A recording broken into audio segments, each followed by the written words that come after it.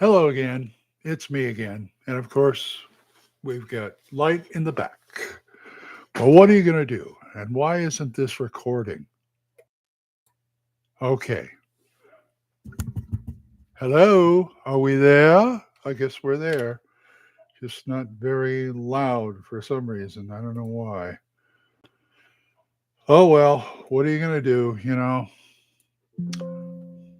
So, how is everybody?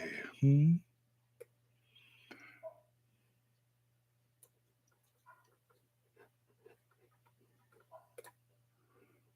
Hello, sir. Live and well. Absolutely. In my bit of a winter garb here, my long sleeves. It's getting kind of cold, if you know what I mean. Hi, folks. Old man Grognard here, as usual.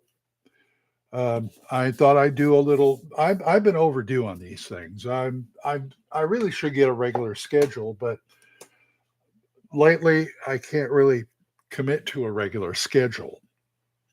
Hi, Dave. How's things over in Great Britain?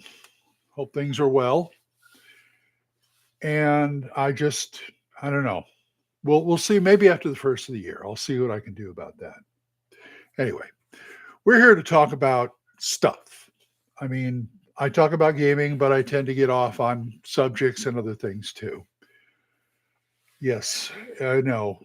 I used to have a regular schedule when I was doing my podcasts on Spotify, and so that went away. Chupa, hi. Thank you. He got the book. He got the book, and he's going to start reading it. The book he is talking about is this, my book, When the Fat Orc Sings. And it is out now. You can find it on Amazon. I put a link down in the description to get it there. That's actually Eric Tenkar's affiliate link. So every time you click on that and go buy something, he gets a cut of it, a bit of a cut. And that all goes to the Tenkar's Tavern family community, people who do this, like me and him and other people like that. So, announcements. Let's see. I will be at WizardCon 2 as soon as I find myself being able to get there, and I will eventually. I'm starting to I start thinking about these things early just because. And that will be in April, last week in April, and I will also be at North Texas RPG Con this year in first week of June. It's the weekend. I always say the weekend after Memorial Day, and I hope to see some of you there. I know I will be there, and so will my friend Don. Don will be at both of them because Don runs WizardCon, and Don wants to try out North Texas. And I know, Don, you will have a good time in Texas. Absolutely. Absolutely. Anyway. Oh, Mage Fan, hello. How are you? Okay, let's talk about my book for a minute. When the Fat Ark Sings, it is a fantasy novel. And it's a novella. I always say it's a novella because it's about 200 pages. And I know I'm biased, but it's a lot of fun. Try it out. It'd be very nice. Wizard Tower Games and Publishing publishes this. And it is a fair price, $10.99 on Amazon. And it makes a great stocking stuffer. I'll tell you right now. Now is the time to get that kind of stuff. Shortly, I will be on Barnes and Noble and Books A Million. Hopefully soon. They haven't posted yet, but it's been submitted, so you'll be able to buy from them soon too. As of this recording, of course. And so that's pretty much that. And hope you enjoy. Anyway, I want to talk about some other things Wizard Tower is doing. in the near future after the first of the year. They have a gaming zine coming out, RPG Gamer, I think it's called, and I will be editing that. Also, we Don, my friend Don, who's listening or watching. I have he has a game coming out based on Peaky Blinders, the TV series, and that'll be a lot of fun too. I'm sure it will. Among other things, I'm sure Don will remind me of the other things that I can't think of. Oh, of course, Gangbusters. Gangbusters is coming out right now. I believe that everything that people are getting their books. Let me put it that way. People who need to get their books are getting their books.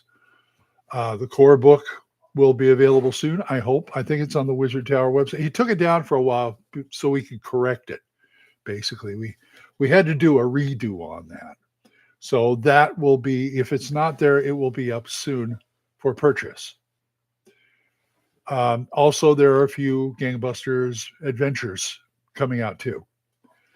And all this should happen by the first month of the year at the latest. So we're doing that kind of thing. I like hooking up with Don. He's good to work with. He keeps you informed. And for a first publisher, I think I'm kind of blessed. So I'm glad. Thank you, Don. I always do appreciate what you're doing. And so like I said, I didn't, no Kickstarters for me or anything like that. And no Kickstarter, I went straight to the publisher, or rather the publisher came straight to me, which is kind of funny. I'm still picking up this book and just, reading a few pages, putting it down. Okay, yeah, that works. And what I like about the story is everywhere I open the book at, I can follow it. You may not know what the overall plot is unless you actually read the book, but it's very easy to read. Let me put it that way. It's easy to read. And what else we got going? Oh, movies. I wanted to show you a couple of movies I got recently over the last couple of months. I like steelbooks. I have about 1, 2, 3, 4, 5, 6, 7, 8, 9, 10. I got about 20 of them. And I'm getting it, I got the 4K set up over there, so I get the 4K stuff. So these two recently came out on 4K. This one is a favorite. I've had this in many iterations. And the ones I'm showing you come with both a 4K and a Blu-ray in it. So that means I can give away my old Blu-ray. And Holy Grail is a lot of fun. Here's what it looks like on the inside. And I love the back. So we've got that. And also this one was the most recent one I've gotten. There's another one I've had for a while on DVD. I wanted to get the Blu-ray. Yes, Meaning of Life is a lot of fun. And I got that up there on 4K too. This one I wanted to get the Blu-ray, but I found out it's got on 4K and Blu-ray. So it's Silverado, one of my favorite Westerns. Beautiful setup, beautiful, there's the back. And here's what's inside. Very pretty, very nice. Once again, 4K and Blu-ray. So I like to, I've only got a few that have just the 4K in them, 4K in them. I like the ones that come with more than one disc. Oh, that's a good question. Mage Fan says, what are the must-see Hammer horror movies? Well, aside from, hi, John Detired. I want to speak about a series for a minute, but the ones I like are, some of them I'm not even sure they're Hammer, but I know these two are. Dracula, Christopher Lee's first Dracula movie, great film. The first Mummy Hammer movie I really liked. And that's a really nice, that's a good movie. It really is. 1958, I believe. Yeah, sounds about right. I've also got up there The Devil Rides Out. The Devil Rides Out is a lot of fun. It's one of the rare movies where you see Christopher Lee playing a hero. And it's one of those witchcraft type movies that it's just a lot of fun. It's got some really interesting special effects. And not every movie you see Satan appear, or at least it's supposed to be, I guess. So I like that. I like that one too. Now, the series I like is the Frankenstein series. I have all 6 of them. There are actually 7. I don't have the Horror of Frankenstein because I don't consider that part of the series. It's kind of like they're kind of spoofing it. But I like the Frankenstein series with Peter Cushing. They do a really nice job, and I love the conceit. I love the conceit. Excuse me. Open your mouth. Come on. What do you got in there? Nothing? Okay. My dog, she eats everything. But anyway, I like the fact that it follows Dr. Frankenstein, or actually it's Baron Frankenstein here. He isn't really a doctor in this one. Back the days in the Victorian times, apparently if you have enough money and you have enough connections, you can do scientific experiments too, but it could be a hobby, but it's just, yeah, but it's a really good watch. Yes, Curse of Frankenstein is the first one in the series. Let's see. Let me go over here and look. We have, I'll just grab them all off the shelf. How about that? We have The Curse of Frankenstein.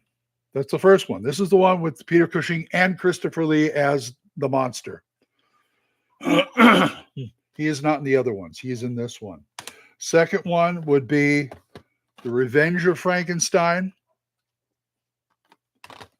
Then followed by The Evil of Frankenstein. This one, I'm going to talk about this one in a minute. Then we have Frankenstein Created Woman. And Frankenstein Must Be Destroyed. And the final one is Frankenstein and the Monster from Hell. Now, what I wanted to talk about, the one I want to talk about was this one kind of here. Now, what's weird about Hammer Films is distribution in the United States is very erratic.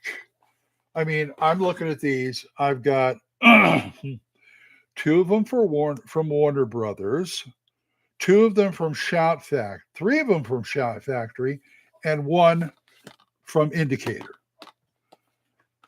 It's like the rights kept changing, and these aren't the studios. These are the people who distribute them. These aren't the studios that always made them, like the one I was just talking about. This one here, Universal distributed here. So what's interesting is I found out that this one, they could actually make the monster look a little more like, the Karloff Frankenstein monster. But I find it hilarious because the way they made it, the monster, to me, the monster looks like the Frankenstein monster if it was made from Legos or Roblox, because it's so blocky and everything. It's like crazy stuff. But yeah, see, I don't collect very many Hammer horror films or Hammer films because there is no complete collection or even partial collection.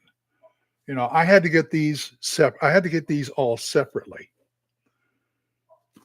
And it's just too much of a hassle. I've got my Universal horror collection over there, box set, the Blu-ray. And that was, when I pay $60, $80 for like 30 films. But those, I don't know what's going on with the Hammer things. Hammer Horror is recommended for viewing of DVD fans, Mage fan. Yes, it is. I like it. I like the atmosphere, the Victorian atmosphere, because my D&D games tend to veer a little into the Victorian. Um, like in my book, Byron, the elf mage, kind of dresses a little like a Victorian dandy. He's got like a top hat and everything like that. Yeah, fantasy RPG fans. Yes. Um, I just like that kind of thing. If you do stuff like Ravenloft, it helps. Because Ravenloft, to me, they want to do kind of. They say it's kind of like Victorian literary horror, but it's very much Hammer. The one that's really Hammer is Ravenloft's Mask of the Red Death, which is kind of a offshoot from Ravenloft, because that gets into the Hammer, that gets into Poe. It's a Victorian horror uh, game with D&D stuff in it. You're going to get your D&D monsters and other things like that, and magic. So I would recommend that one. That came out second edition. Mopo, yeah, with me it's more Lovecraft, but I don't really. As I said before, I ran Call of Cthulhu before, but I haven't ran it in like 20 years or more like 30 years. I just kind of got burned out on it.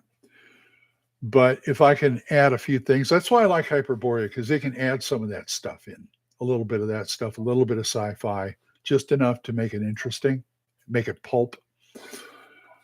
So I kind of like that. My fantasy world tends to veer towards more of that because, like I said, I have black powder in my world, but it's Victorian black powder.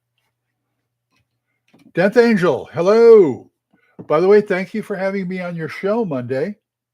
That was a lot of fun, and I hope everybody enjoyed it. I enjoyed it. You guys are really good. You really know how to treat a guest. Thank you. But as I said, my world is kind of steampunky, and I like to think of it as if Terry Gilliam and it's kind of a Terry Gilliam thing. Terry Gilliam and I am blanking out on names. I don't know what the hell's going on. Oh, Tim Burton. If Tim Burton and Terry Gilliam got together and decided to create a role-playing campaign, it'd look like that. Because I like all the fiddly bits. I like the powder, the black powder. Brazil, it was a pleasure. I think I'll Death Angel. I think I'll be with Jason tomorrow. Nobody's contacted me yet, so you might want to ask him. And like I said, I like those kind of fiddly bits. See, I don't mind black powder if it's done right. If it's done in that like Victorian Treasure Island type thing where you have a cap and ball system, or you got a packet of gunpowder. You put it down the barrel. You put the thing in there, tamp it down, and you got one shot. Because most of it is big bang, boom. It's more people. It's more like when people get fired at, because they weren't all that accurate. Sure, they'd hit some people sometime, but they're more flash and awe. You know what I'm saying? No, I don't leave my sword at home, Mage Fan. My characters carry a sword and a couple of pistols, maybe a blunderbuss. I don't know. Depends on. I mean, like when I play LoJack in D&D, and the GM allows it, he has two pistols and a blunderbuss, along with his sword and dagger and things like that. And it's always if there's an encounter, it's like I'm in the back going bang. Next round, I'm doing the second one, bang. If I have to do the third round, I take it, bang. But by that time, I drop them all in with the sword, in with the weapon. That's all. That's how you do it. To me, it's almost like gun weapons are like just to take the opponent off guard. Just like, oh, here they come, that kind of thing. Sometimes I only have one gun, so it's like boom, and you're in. So that's the kind of thing I'm dealing with. But I find it a lot of fun. See, I'm not one of those grognards who like black powder. That's no. That's not what he wanted. That's not what Gary wanted. I don't care what Gary wanted. This is what I want. I appreciate you, Gary. God bless you. But I'm doing my own thing. You know what I'm saying? I'm doing my own thing. And my own thing right now is watching movies, writing a book, and no gaming. Well, it is the holidays. This is filmed around Christmas time, by the way. So, in my experience, the holidays have always been the kind of layoff time for gaming because everybody's doing family stuff. And the two games I usually get during the holidays is Halloween and New Year's. And Halloween usually is a Halloween game.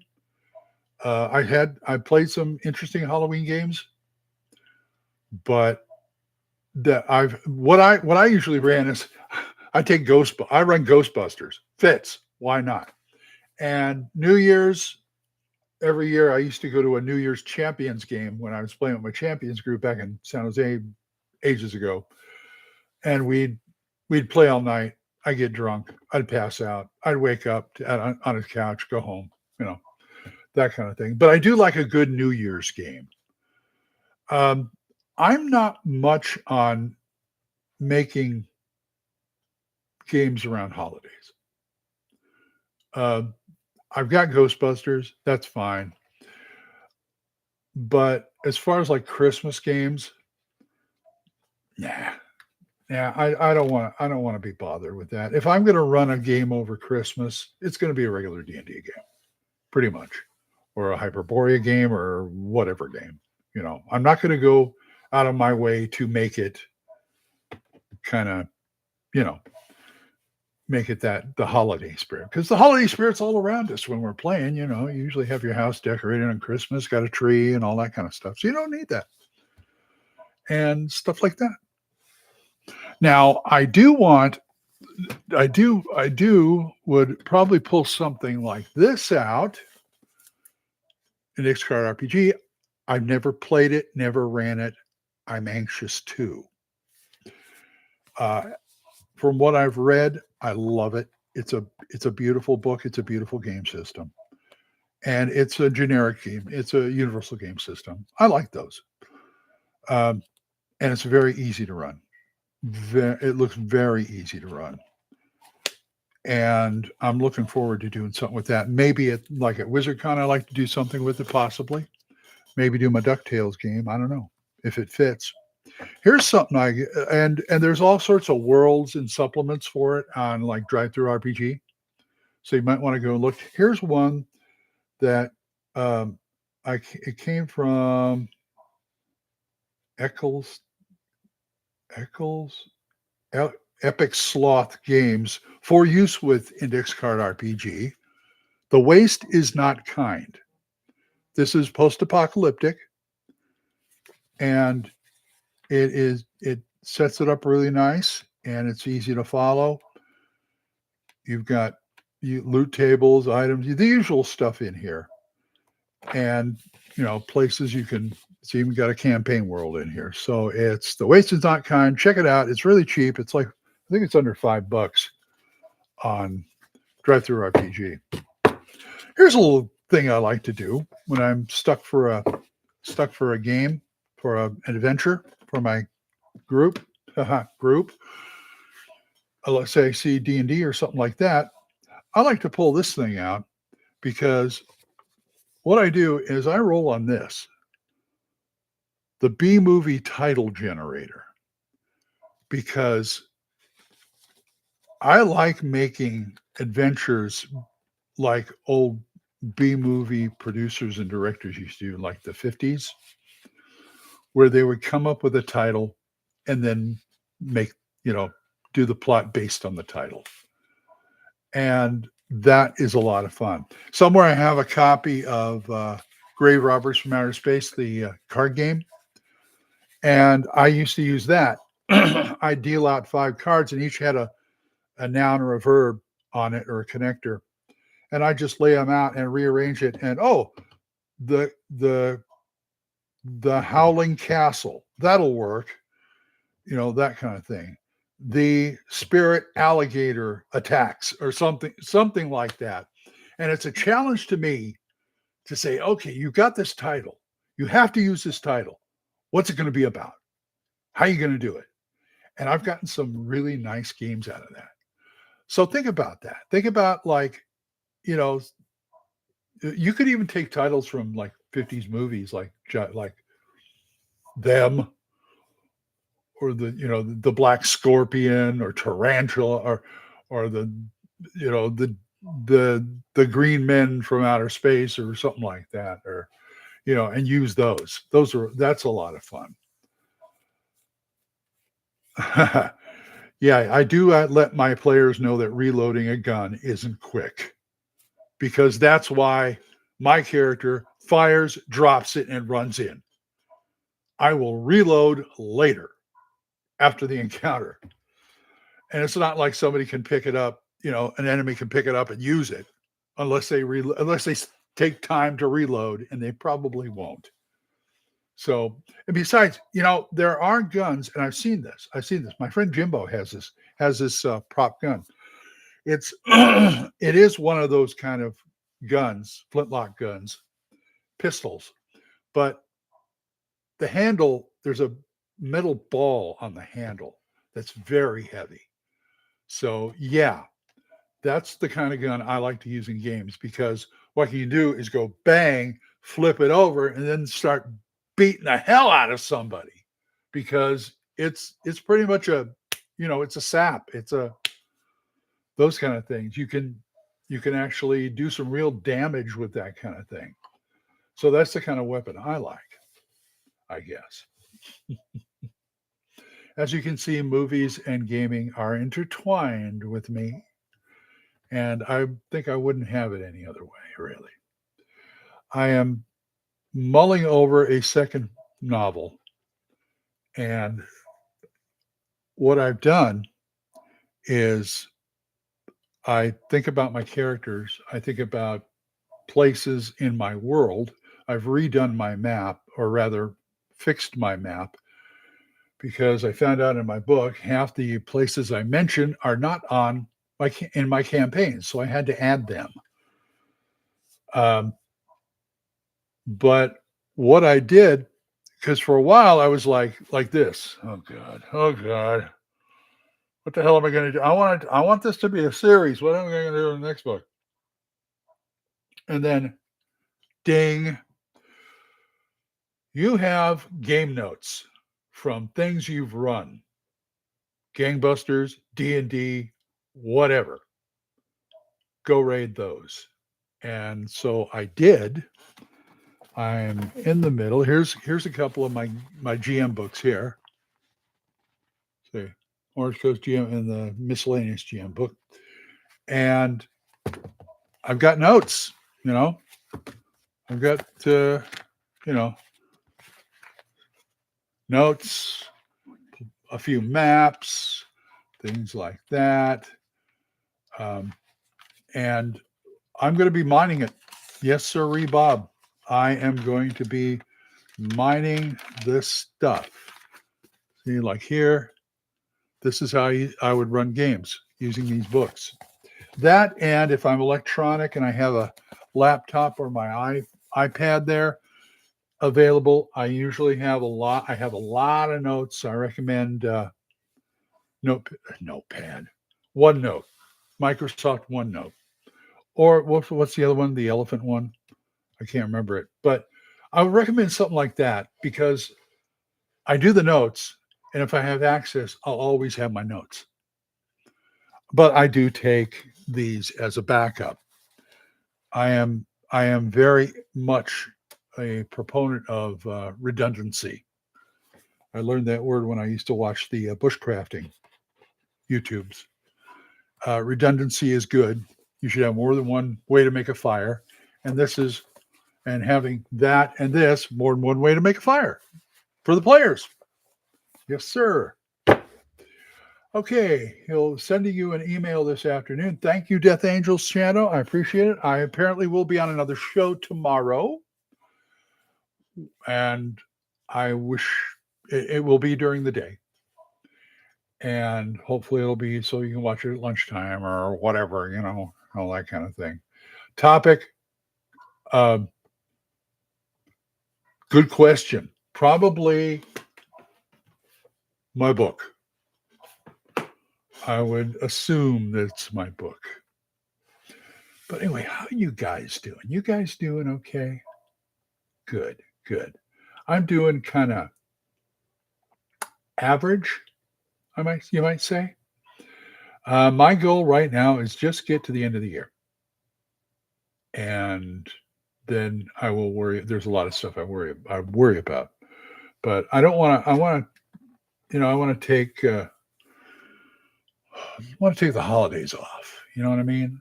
I got my book out there, it's selling, and I don't have a group except for the Monday game, which is online. And so I don't have anybody to play with. And so it's like, happy holidays. Let's just go that. We don't celebrate holidays very much around, or the Christmas holiday very much around here. My wife's big thing is Thanksgiving. But it seems like we were going to be hosting Christmas dinner again.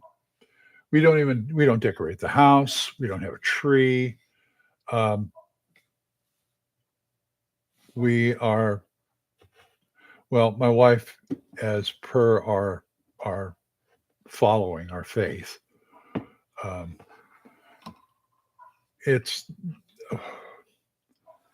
we're messianic, or at least she's messianic and I'm messianic because I'm with her. And they're basically, I call them back to the roots Christianity. They like to go back to the Torah and a lot of things that the Jewish people do. And they basically want to go back to the way the Israelites would do it in Jesus' time. And so they're the old preacher. They preach that Christmas wasn't really Christmas this time of year, and it's based on pagan stuff. And well, yeah. And I can't really argue with that. As far as if we base it on pagan stuff, well, it's Christian stuff now. That's the way I feel. Because like most people, I'm having a little trouble with my voice. I'm pretty much been indoctrinated with Christmas over the years, and I still like it. Hello, Matthew. How are you? And so I like it. And so if we don't celebrate, okay, I don't even think we stop giving gifts. I mean, I think I give gifts to my brother and maybe the younger grandkids, like 6, like Palmer, who's 6, and his brother, who's 9. We may get them something. And in the advent of Amazon, I just buy it on Amazon. I don't even go to the store. But so we don't do that. I just try and enjoy the season. You know what I'm saying? Enjoy the season. And it's it can be an effort to get through sometimes, but on the whole, I enjoy it. On the whole. The Messianics also say Easter is not right because that used to be pagan. See, they have a problem because, like, I was raised Catholic, so I'm used to them adapting stuff. I used to, it was all like to sell the pagans on Christianity. I get that. Okay. That's good salesmanship. But it really bothers them that it started in, it's just a pagan thing. Trees were pagan things and stuff. Okay, fine. Don't have a tree. I don't care. But if we're going to celebrate his birthday on December 25th, we're going to celebrate his birthday on December 25th. What are you going to do? Change the whole world? I don't think so. It's really not easy to ignore. You could, but I'm just gonna like go with the flow. You know what I'm saying? Um, I it doesn't bother me that they're paying because they're Christian now because they've justified it. The Christians have made it about them.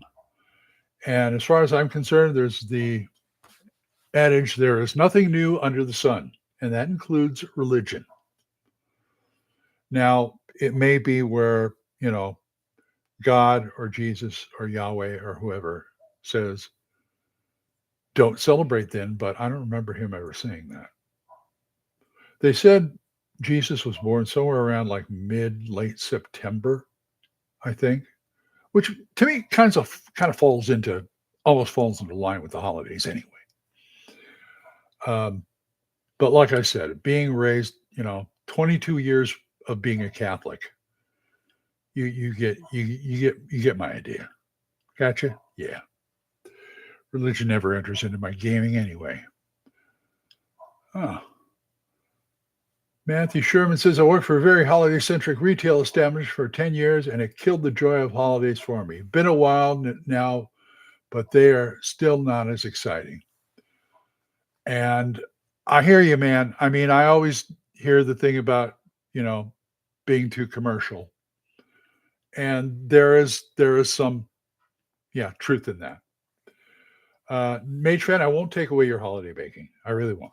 No, no. I sure won't. And I understand that. One of my favorite stories is still A Christmas Carol. I've recorded A Christmas Carol on LibriVox.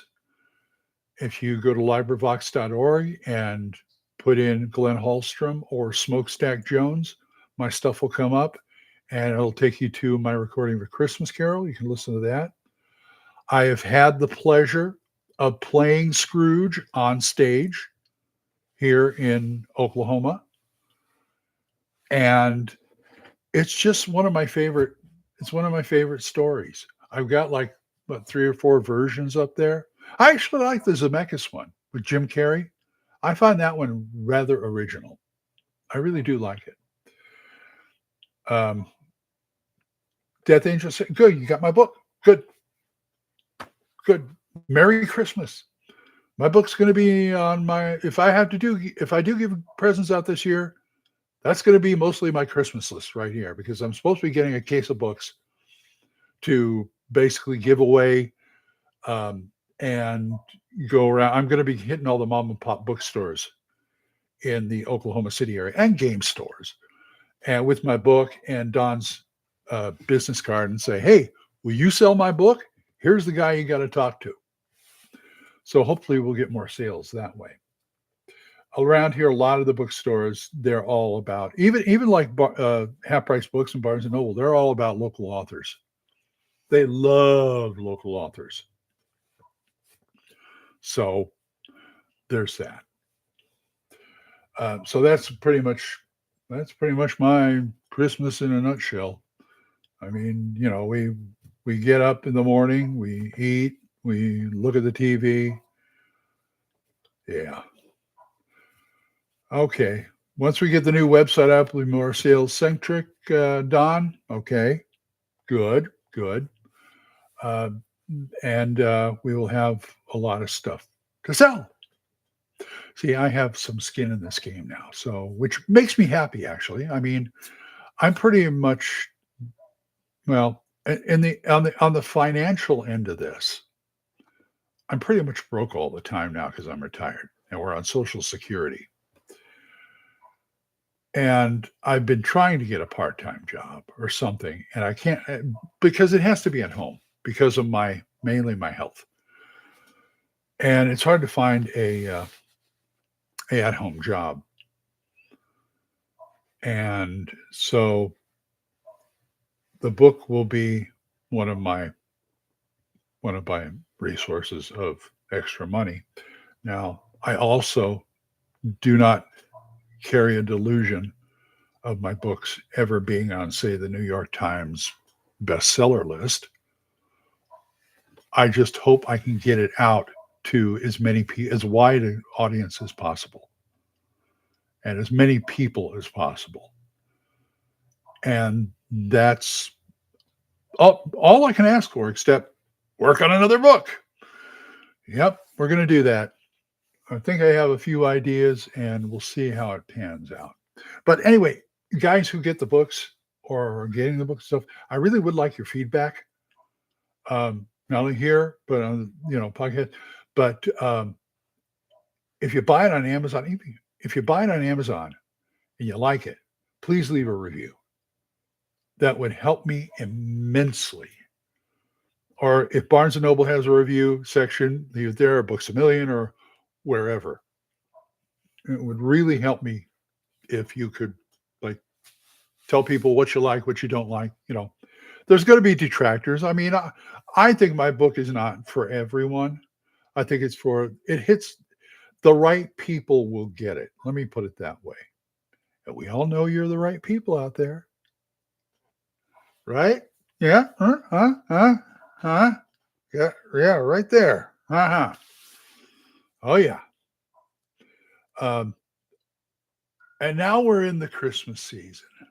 So what do you like to watch on TV? Have you got some unusual movie that you watch that may or may not be Christmas themed? I mean, people watch Die Hard. I don't watch Die Hard. I don't have Die Hard. And what I have is I like during holidays, during Halloween, A Christmas Carol, we watch Oliver. Oh yeah, Oliver's a good one too. It's Dickens. I usually start Halloween and I watch Nightmare Before Christmas, of course.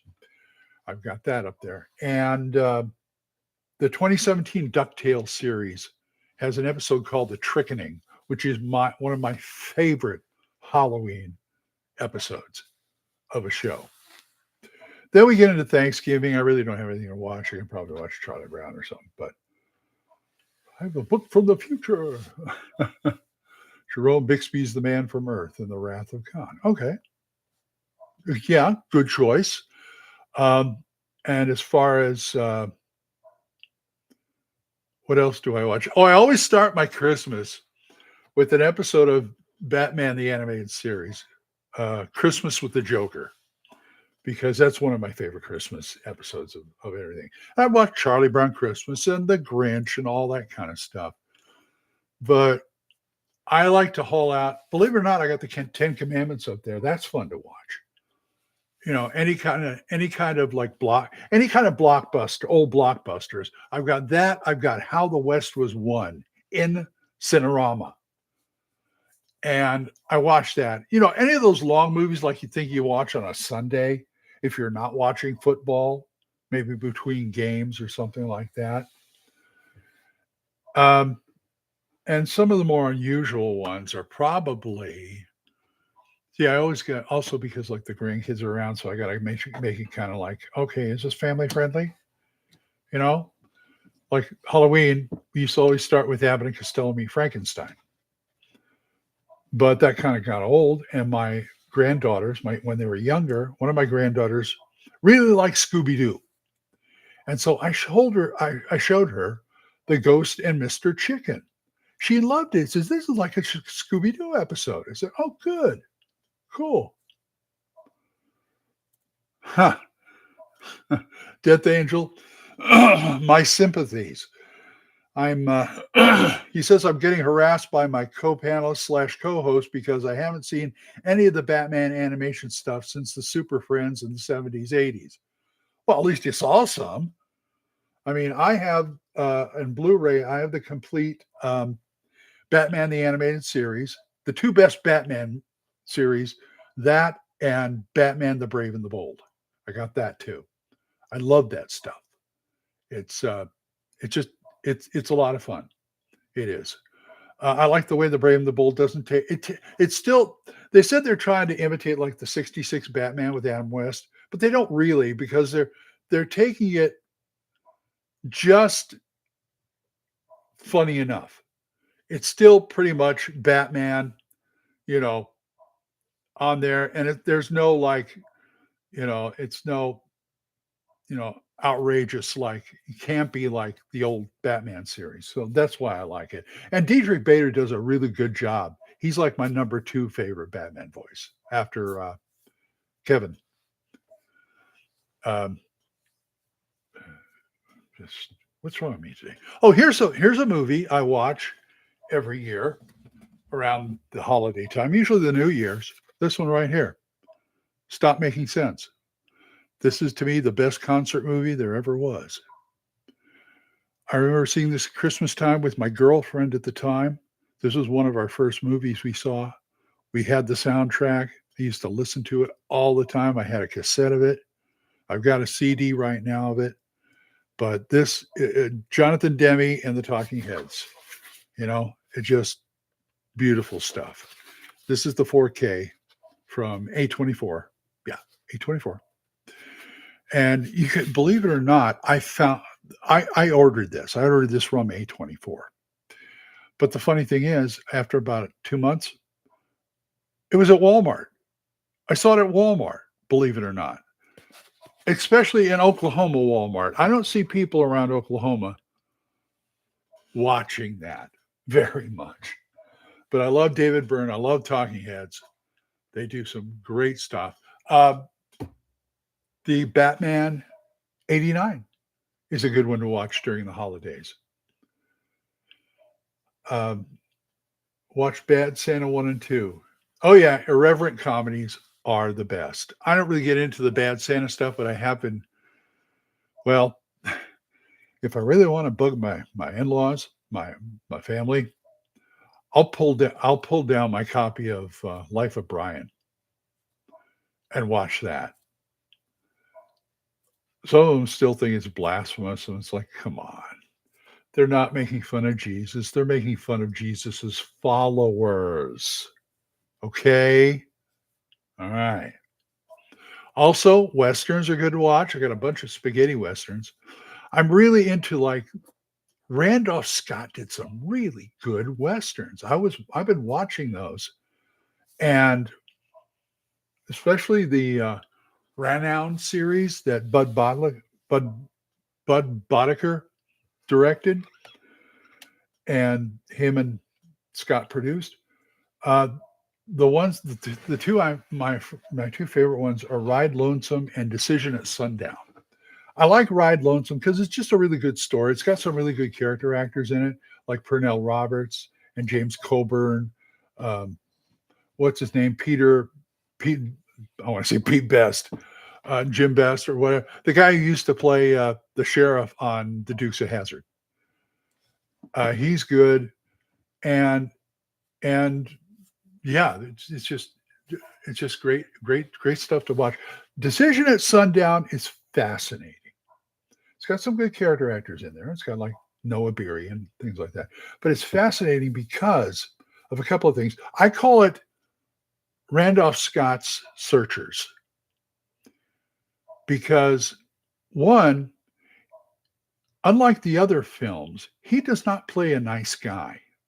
He is a guy out for revenge on his wife being killed. And he tracks, and I think this happened during the Civil War, and this after the Civil War. He tracks down the guy who's now running a town, who's real rich and running a town, who had his way with her and killed her. Well, you come to find out during the course of the movie, and this is spoilers, that the wife wasn't all that virtuous. But this guy got it in his head that it was non-consensual and he had his way with her and then killed her. Now, I don't know about killing her, but he is just driven to get this guy. And he almost leaves.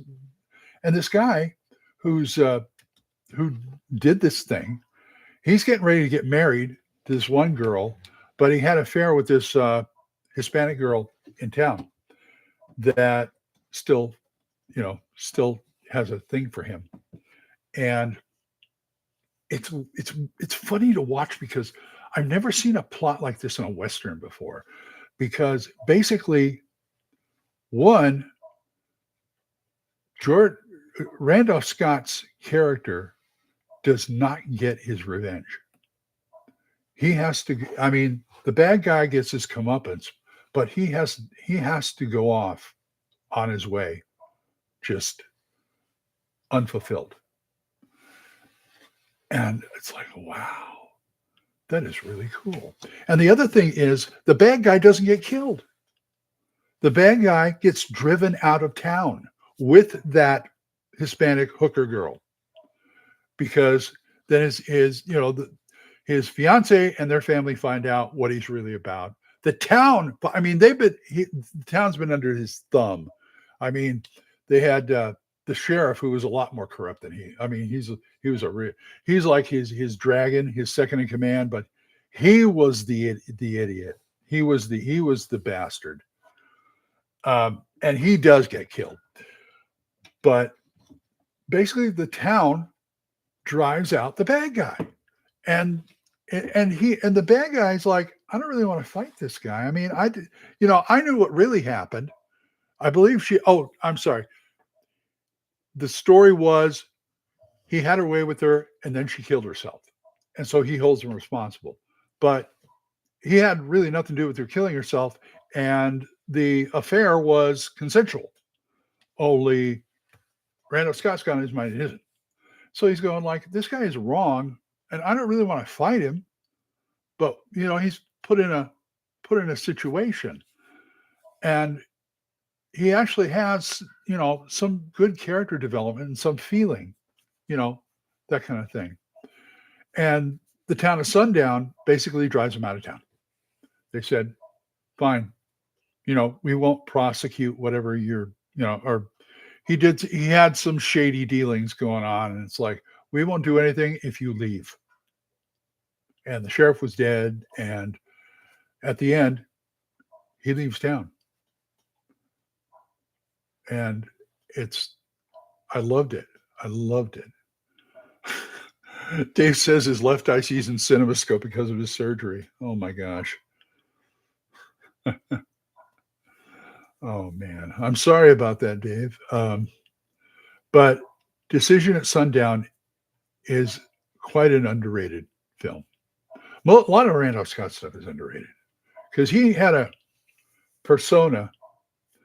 It started with a film called, he's been doing films for like Warner Brothers and stuff, and most all the Boddicker stuff is done for Columbia. But they did one together at Warner Brothers called 7 Men from Now, which is a pretty good film. It has Lee Marvin in it. And basically what I understand was the script was owned by Bat-Jack, John Wayne's production company. And they thought this was going to be John Wayne's next film. But John Wayne didn't. He was busy trying to get the Alamo done and all this other stuff. And it's like, and they thought, Randolph Scott has passed his time. And he basically said, give it to Randy. Let him do it. He's done. Give him one last good one. And it was good. And then Columbia hired Randolph Scott and Bud Boddicker and I can't remember the other guy's name, producer Jones, to make their series of films. So that's some Hollywood lore there. I don't know how that applies to gaming. We've gotten so far off gaming. I cannot believe it.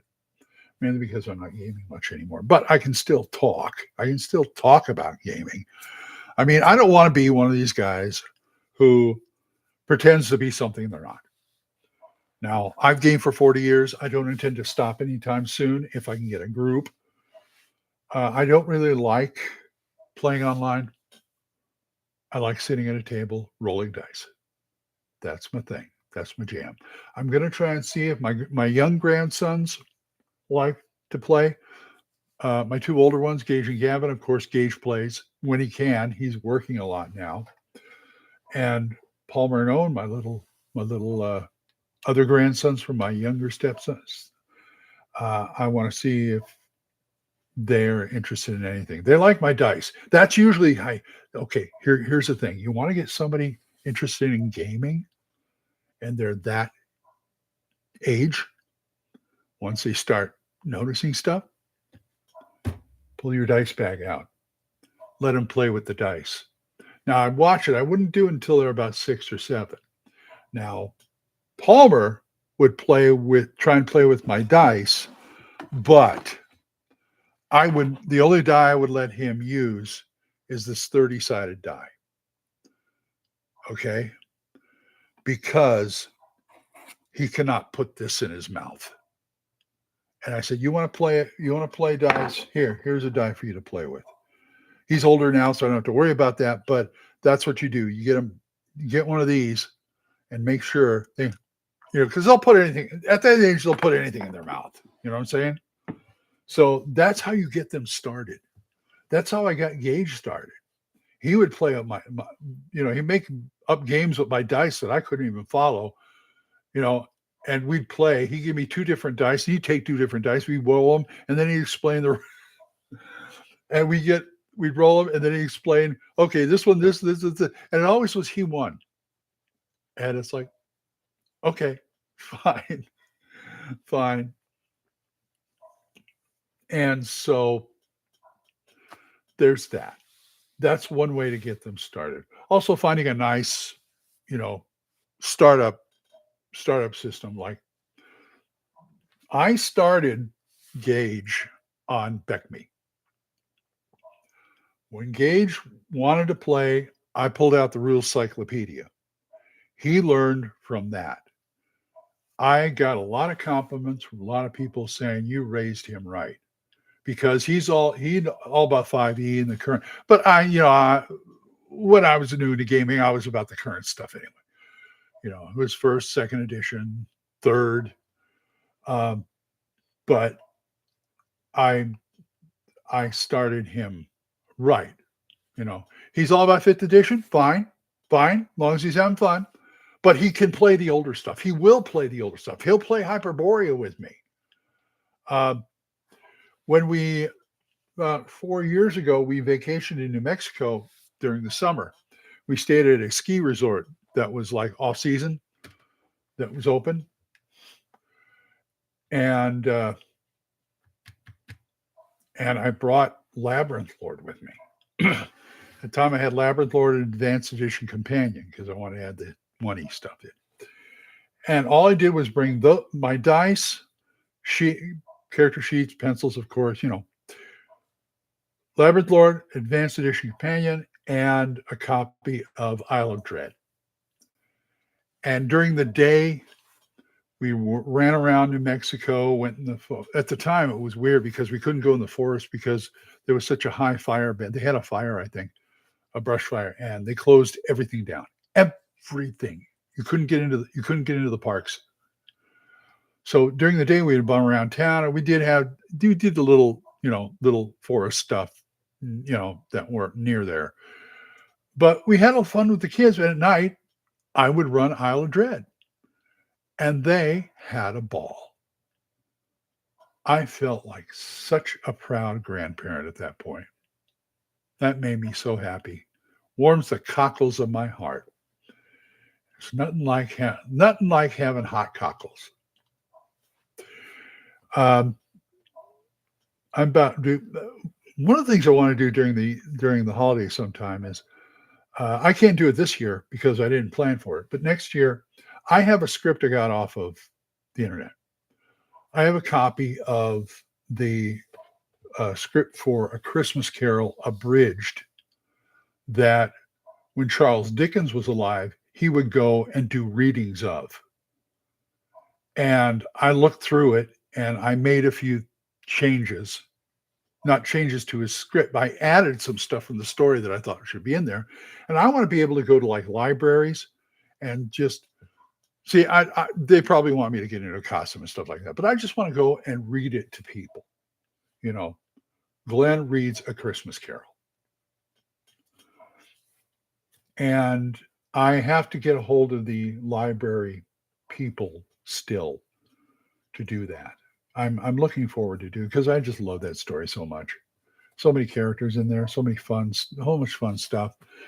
And somebody asked me, what do you like about it? What's the point of it? And I said, well, if you talk about story-wise, here's how I break down A Christmas Carol in its simplest terms, it's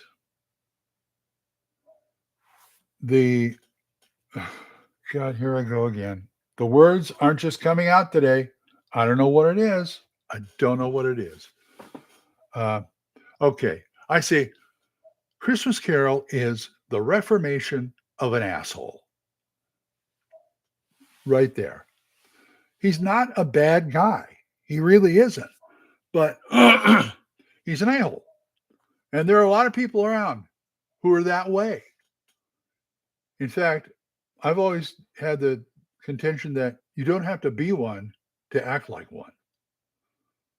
There are times when being like that sort of fits, but most of the time, no. No, no, no, no, no, no, no, no. But that's what I love about it. And like I said, Dickens does it in that many pages, 200 pages. It's a novella. It's a short book. One more thing I always also like to watch during the holidays is I have the Royal Shakespeare Company's Nicholas Nickleby performance on DVD. I haul that out and watch it.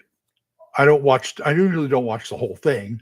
I kind of watch it in segments or something like that. But it's a lot. It's Dickens. It's a lot of fun. A lot of fun.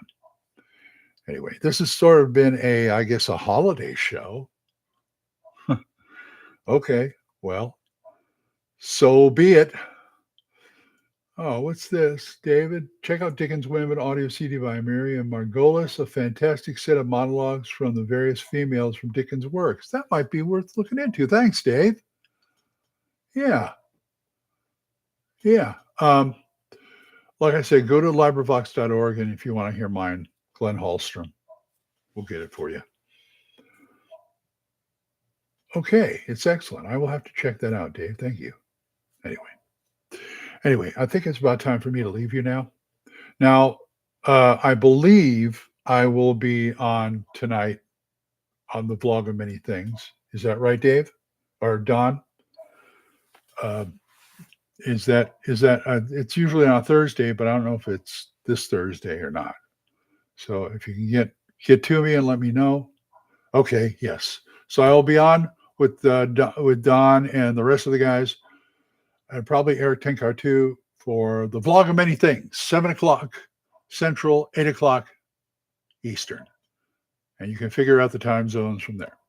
So anyway, it's good to see you guys again. Thank you for coming. Thank you for being here. And I will see you again. Have a happy holiday. Bye-bye.